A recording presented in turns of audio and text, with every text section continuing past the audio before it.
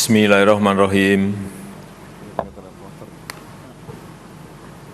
Assalamualaikum warahmatullahi wabarakatuh. Selamat pagi, salam sejahtera untuk kita semuanya.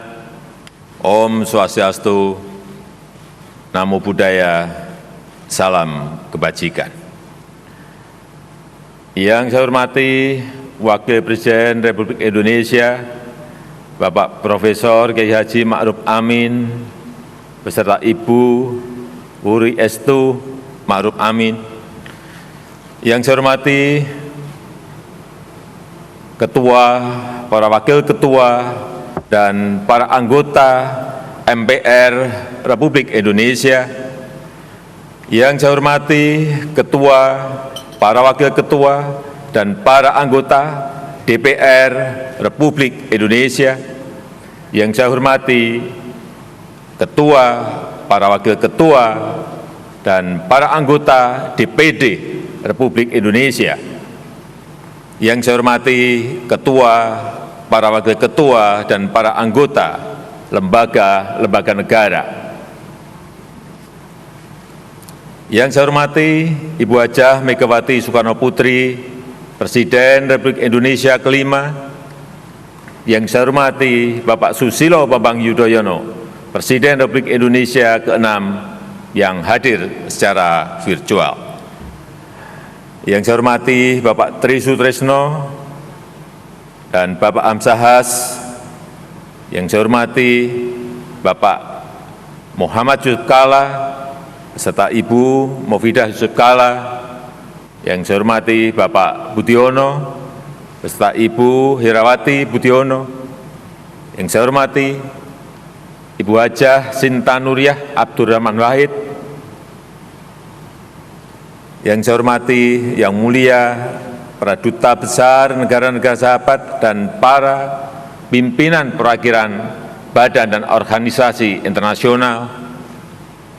Yang saya hormati para Menteri Kabinet Kerja, serta Panglima TNI dan Kapolri. Yang saya hormati para Ketua Umum Partai Politik. Yang saya hormati hadirin, saudara-saudara sebangsa dan setanah air. Semestinya seluruh kursi di ruangan sidang ini terisi penuh, tanpa ada satu kursi pun yang kosong. Semestinya sejak 2 minggu yang lalu, berbagai lomba dan kerumunan penuh kegembiraan, karnaval-karnaval, perayaan peringatan Hari Kemerdekaan diadakan, menyelimuti suasana bulan kemerdekaan ke-75 tahun Indonesia merdeka.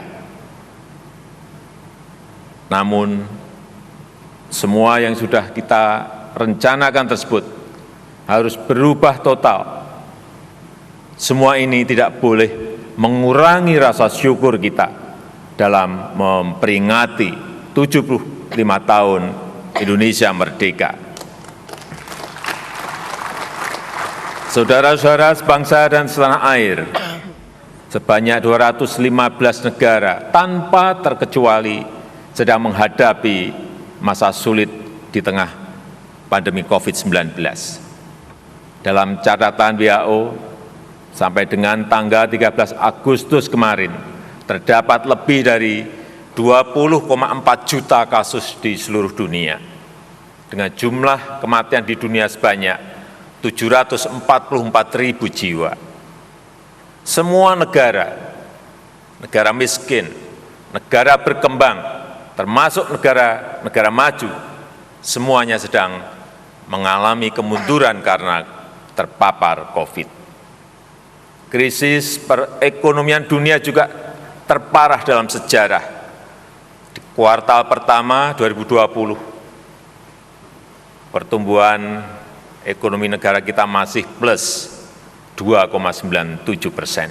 Tapi di kuartal kedua kita telah berada di minus 5,32%. Ekonomi negara-negara maju bahkan minus belasan persen sampai minus 17 sampai 20%. Kemunduran banyak negara-negara besar ini bisa menjadi peluang dan momentum bagi kita untuk mengejar ketertinggalan. Ibarat komputer, perekonomian semua negara saat ini sedang macet, sedang hang.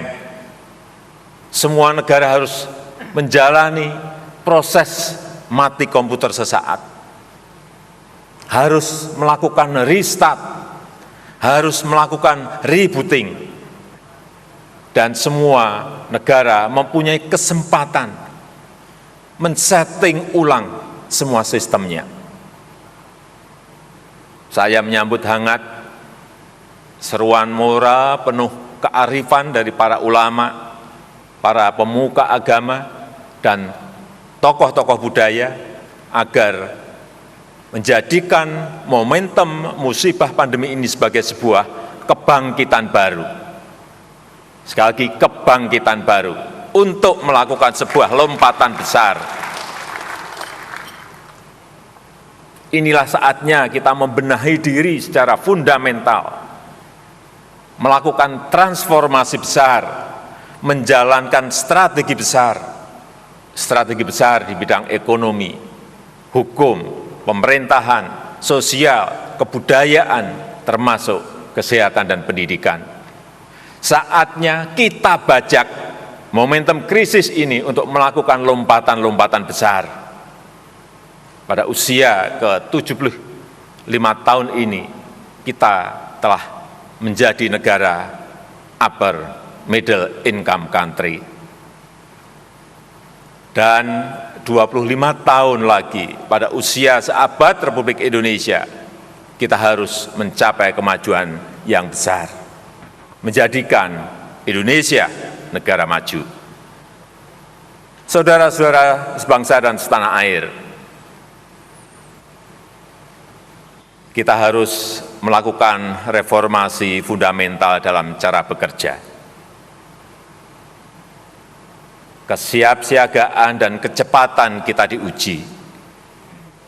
Kita harus mengevakuasi warga negara Indonesia dari wilayah pandemi COVID di Tiongkok. Kita harus menyiapkan rumah sakit, rumah isolasi, obat-obatan, alat kesehatan, dan mendisiplinkan protokol kesehatan.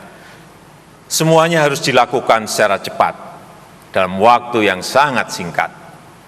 Ketika krisis kesehatan tersebut berdampak pada perekonomian nasional, kita juga harus cepat bergerak, memberikan bantuan sosial bagi masyarakat, melalui bantuan sembako, bansos tunai, subsidi dan diskon tarif listrik, BLT desa, dan subsidi gaji, membantu UMKM untuk memperoleh restrukturisasi kredit, memperoleh banpres produktif berupa bantuan modal darurat, dan membantu pembelian produk-produk mereka.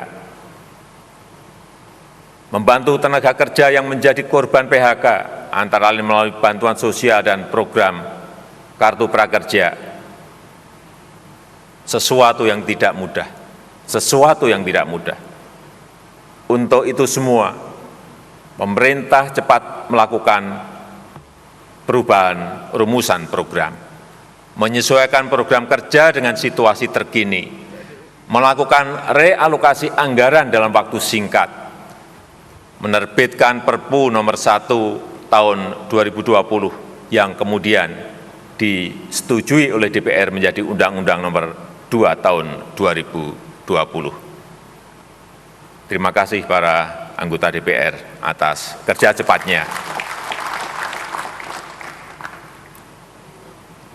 Mensinergikan BI, OJK, dan LPS dalam rangka juga untuk memulihkan perekonomian nasional. Krisis ini telah memaksa kita untuk menggeser channel cara kerja kita dari cara-cara normal menjadi cara-cara ekstra normal, dari cara-cara kerja biasa menjadi cara-cara kerja luar biasa.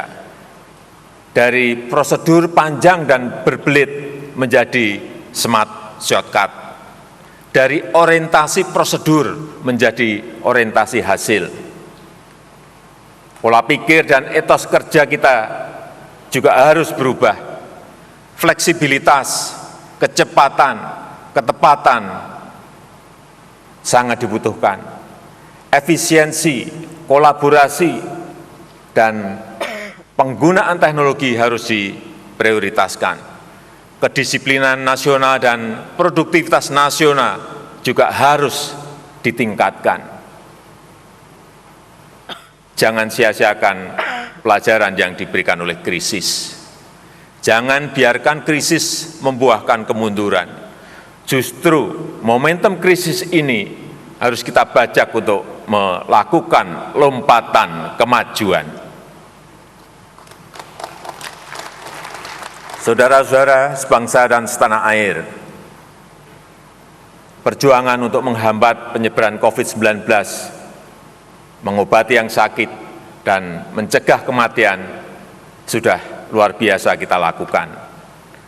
Atas nama rakyat, bangsa, dan negara, saya menyampaikan terima kasih dan penghargaan setinggi-tingginya kepada para dokter, perawat, serta seluruh petugas di rumah sakit, di laboratorium, di klinik-klinik kesehatan, dan di rumah isolasi. Kepada tokoh masyarakat, para relawan, awak media, aparat TNI dan Polri, para ASN di pusat dan di daerah. Dengan peristiwa pandemi ini, maka reformasi fundamental di sektor kesehatan juga harus kita percepat. Orientasi pada pencegahan penyakit dan pola hidup sehat harus diutamakan. Penguatan kapasitas SDM, pengembangan rumah sakit dan balai kesehatan, serta industri obat dan alat kesehatan harus diprioritaskan. Ketahanan dan kapasitas pelayanan kesehatan harus kita tingkatkan secara besar-besaran.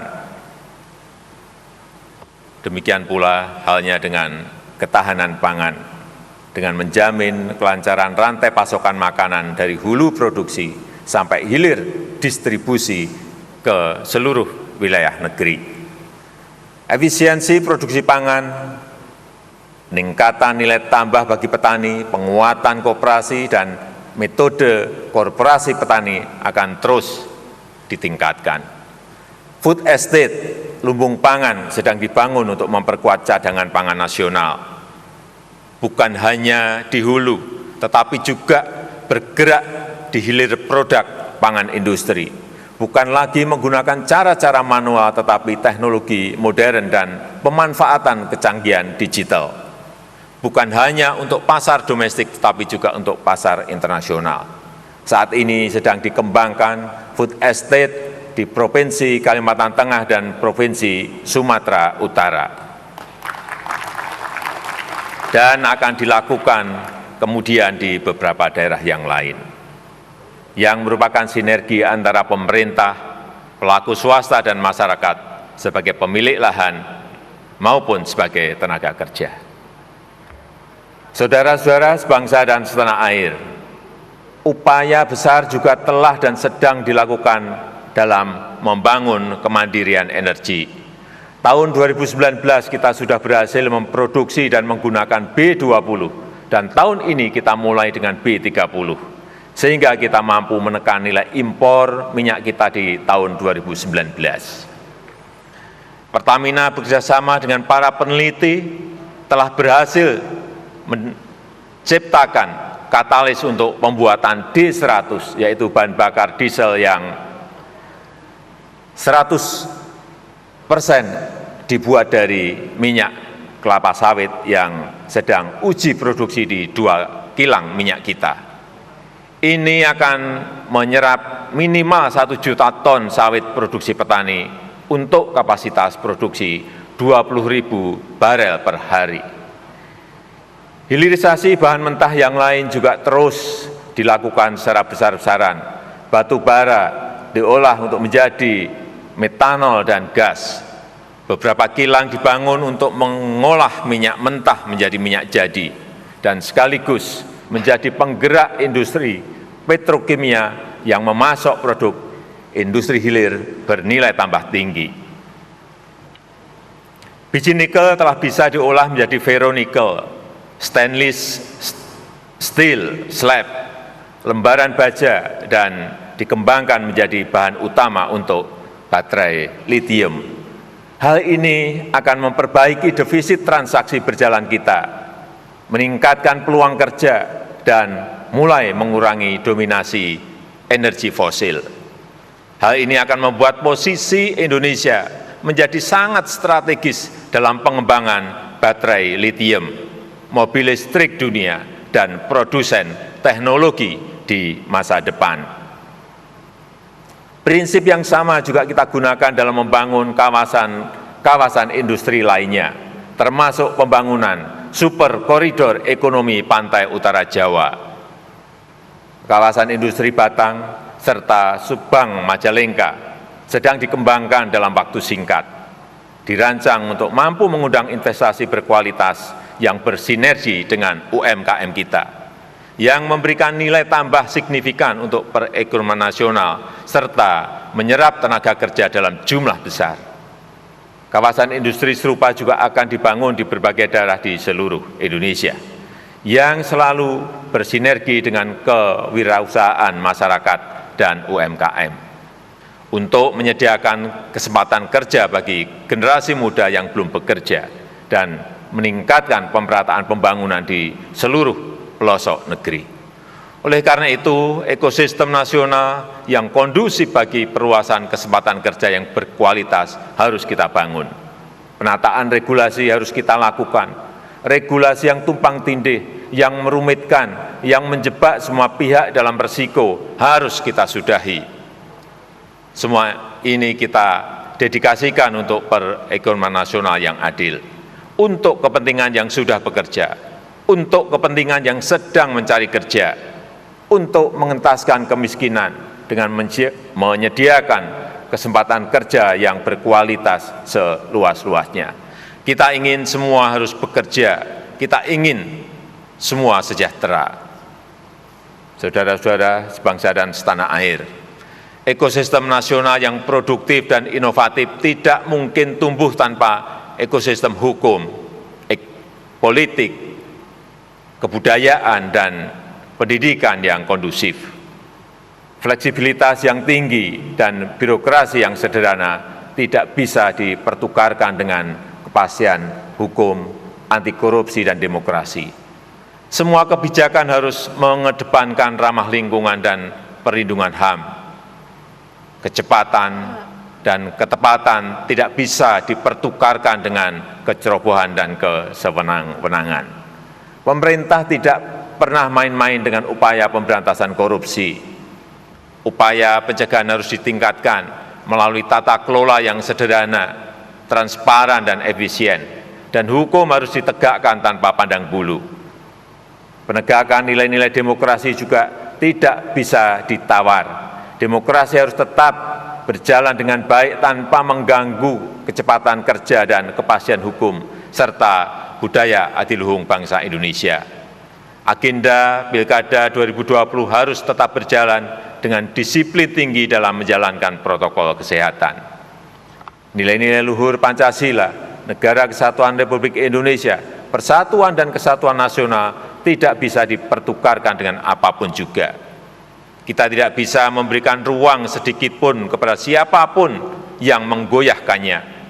Sistem pendidikan nasional harus mengedepankan nilai-nilai ketuhanan yang berkarakter kuat dan berakhlak mulia serta unggul dalam inovasi dan teknologi. Saya ingin semua platform teknologi harus mendukung transformasi kemajuan bangsa.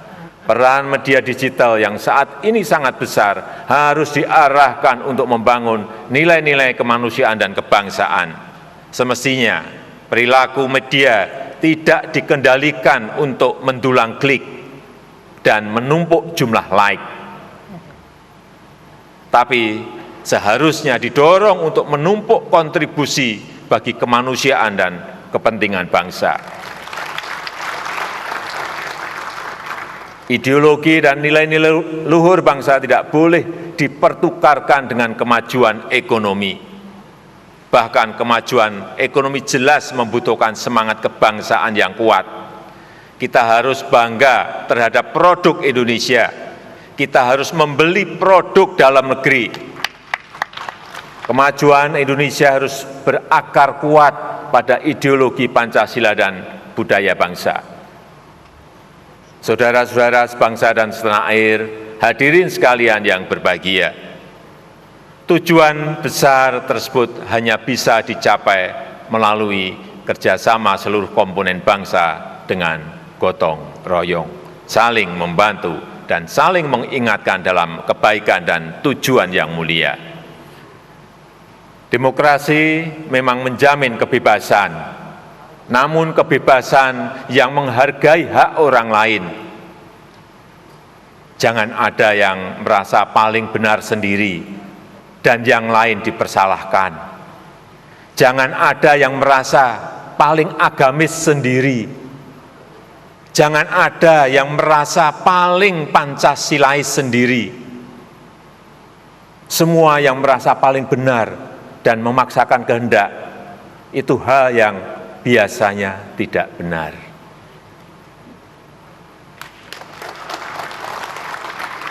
Kita beruntung bahwa mayoritas rakyat Indonesia dari Sabang sampai Merauke, dari Miangas sampai Pulau Rote, menjunjung tinggi kebersamaan dan persatuan, penuh toleransi dan saling peduli, sehingga masa-masa sulit sekarang ini bisa kita lalui dan kita tangani secara baik.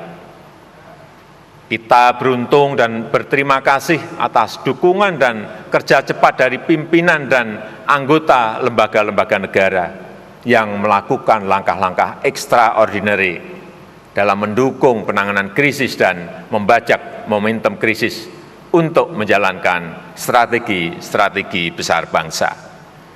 MPR dengan cepat membuat payung program baru MPR Peduli COVID-19, serta terus melakukan sosialisasi dan aktualisasi Pancasila serta pengkajian sistem ketatanegaraan dan konstitusi kita.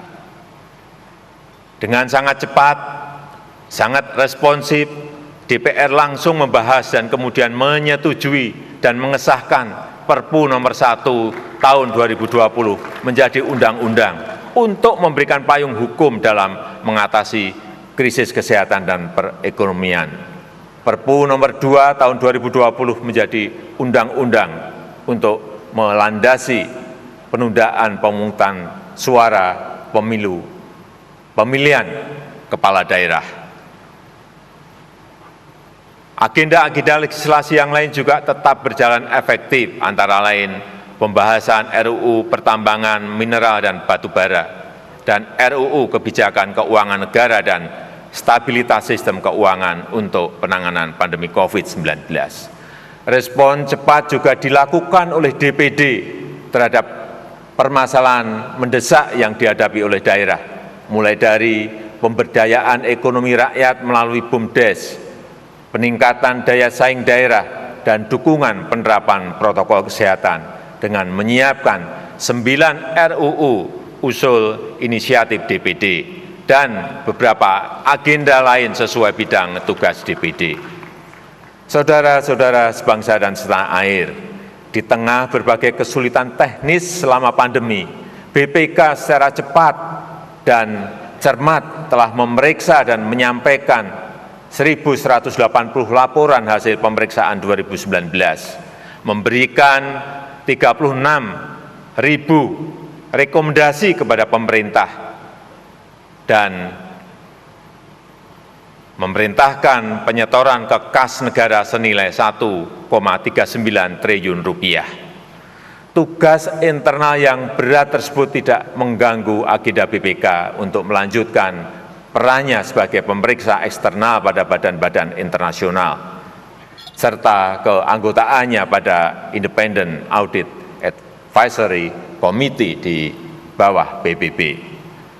Demikian pula halnya dengan Mahkamah Agung yang menjamin kecepatan pelayanan persidangan di era pandemi. Penyediaan layanan persidangan virtual dengan menggunakan aplikasi e-court dan e-litigasi telah mempercepat persidangan di luar persidangan terbuka dan tatap muka, guna terus memperluas akses bagi para pencari keadilan. MA terus menambah layanan pos bantuan hukum dan memodernisasi manajemen perkara melalui layanan pengadilan elektronik. Hal ini membuat MA berhasil memangkas tunggakan sisa perkara secara signifikan. Keberhasilan MA tersebut juga berkat dukungan dari Komisi Yudisial secara kewenangannya, sesuai dengan kewenangannya. Pengusulan calon hakim agung, calon hakim ad hoc tipikor, dan calon hakim ad hoc hubungan industrial tetap berjalan lancar. Demikian pula halnya dengan pelaksanaan program peningkatan kapasitas hakim, pemantauan persidangan, investigasi dan advokasi hakim. Sepanjang tahun 2019 hingga Juni 2020, KY telah menangani 1.584 laporan masyarakat dan merekomendasikan 225 penjatuhan sanksi. Kecepatan dan kecermatan Mahkamah Konstitusi juga sangat patut kita apresiasi. MK juga terus memperbaiki tata kelola dan meningkatkan pemanfaatan layanan elektronik guna melayani masyarakat dalam mencari keadilan. MK telah berhasil mempercepat jangka waktu penyelesaian perkara pengujian undang-undang dari waktu penyelesaian 101 hari kerja per perkara di 2017 menjadi rata-rata 59 hari kerja per perkara. Sepanjang tahun 2019 hingga awal 2020, MK telah menyelesaikan 122 perkara pengujian undang-undang. Pada saat yang sama, perluasan kerja sama di dalam maupun di luar negeri pun terus ditingkatkan.